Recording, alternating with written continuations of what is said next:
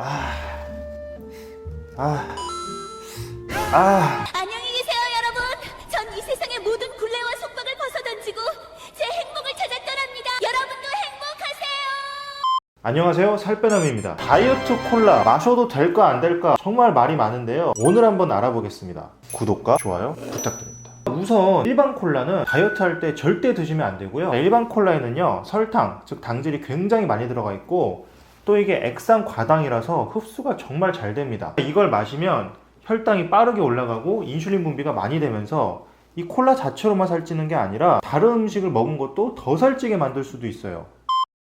자, 그럼 만약에 콜라를 끊기가 너무 힘들다면 어떻게 해야 될까? 콜라를 한마디로 말해보면요, 달달 탄산이에요. 달달은 그렇다 쳐도 이 탄산이라는 게 중독성이 강하다 보니까 대체를 할 때 중요한 포인트가 달달이 아니라 탄산이 중요해요. 그래서 대체 1순위는 탄산수고요, 2순위가 다이어트 콜라입니다. 자, 그럼 탄산수는 마셔도 되냐? 네, 탄산수는 어느 정도 좀 마음대로 드셔도 됩니다. 다만 두 가지는 좀 기억을 해주셔야 돼요. 첫 번째, 탄산수는 물에 탄산하고 향만 첨가했어야 되고요, 인공 감미료나 이런 게 절대 들어가서는 안 됩니다. 물, 탄산, 향, 딱 이 세 가지만 들어가 있어야 됩니다. 두 번째는요, 이걸로 물을 대신할 생각을 하시면 절대 안 돼요. 물 대신 이거를 계속 드시다 보면 소화기에 무리가 올 수 있습니다. 구체적으로 얘기하자면 위식도 역류증이라든지 다른 증상이 올 수도 있으니까 절대 물을 대체할 생각은 하지 마세요. 자, 그럼 다이어트 콜라는 어떨까요? 다이어트 콜라, 제로 콜라 외에 뭐 나랑드, 사이다 이런 아이들도 그냥 거의 다 똑같아요. 특징이 뭐냐? 칼로리는 0이고 인공 감미료를 썼기 때문에 단맛은 난다. 자, 이제부터는 이렇게 인공 감미료를 써서 칼로리는 0이고 단맛이 나는 이 아이들을 전부 다 다이어트 콜라라고 부르도록 하겠습니다. 이런 다이어트 콜라들은 말씀드린 것처럼 기본적으로 0칼로리이기 때문에 얘네를 먹는다고 얘네 자체로 살이 찌진 않아요. 그런데 인공 감미료에 문제가 좀 있을 수 있죠. 인공 감미료에 대해 이제 한번 알아볼게요. 빵! 자, 이렇게 다이어트 콜라들에 들어가는 인공 감미료는 크게 두 가지, 수크랄로스와 아스파탐이 있어요. 이 두 가지는 차이가 있을까요? 네, 약간의 차이가 있습니다.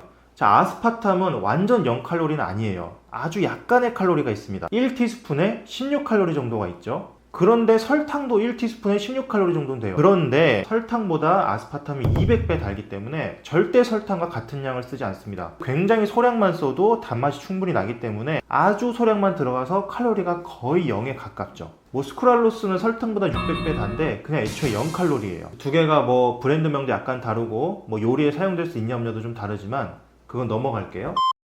자, 이제 가장 중요한 부분이에요. 지금부터 인공 감미료의 특징을 말씀해 드릴게요. 첫 번째, 단기적으로 인슐린 상승은 없다. 인슐린은 탄수화물, 즉 당에 반응해서 분비되는데 이 인공 감미료를 먹는다고 해서 인슐린이 단기적으로 분비되지 않습니다. 두 번째, 장기적으로는 인슐린 저항성에 영향을 미치는지 안 미치는지 아직 결론이 나질 않았다. 한 연구에서는 인공 감미료를 장기적으로 먹으면 장내 세균총을 변화시켜서 인슐린 저항성이 올라갈 수도 있다는 연구도 있었어요. 그런데 이 연구가 아직 사람한테서도 끝난 건 아니고 다른 기타 연구들도 아직 정확하게 결론이 나질 않았습니다. 세 번째, 뇌상, 즉 세팔릭 페이즈에서는 인슐린 상승이 있을 수 있다. 뇌상은 간단하게 말하면 인슐린 분배 단계 중에 미각이나 후각만으로 인슐린이 분비되는 단계를 말하는데요, 이때 단맛 등에 반응해서 인슐린 분비가 아주 소량이지만 있을 수 있어요. 네 번째, 다른 음식에 대한 식욕을 증가시킬 수 있다. 자, 호주 시드니 대학의 그레그 닐리 교수팀의 연구에 따르면,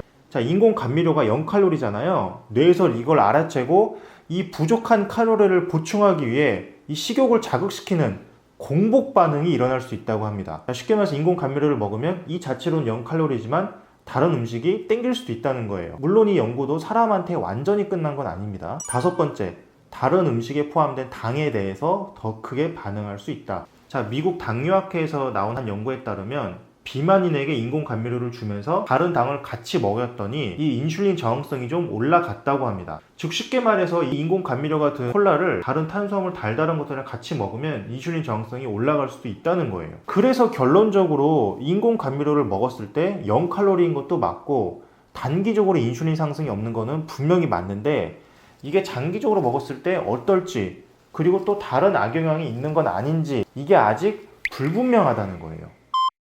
자, 그래서 앞서 말씀드린 사실을 바탕으로 오늘의 최종 정리 한번 해보겠습니다.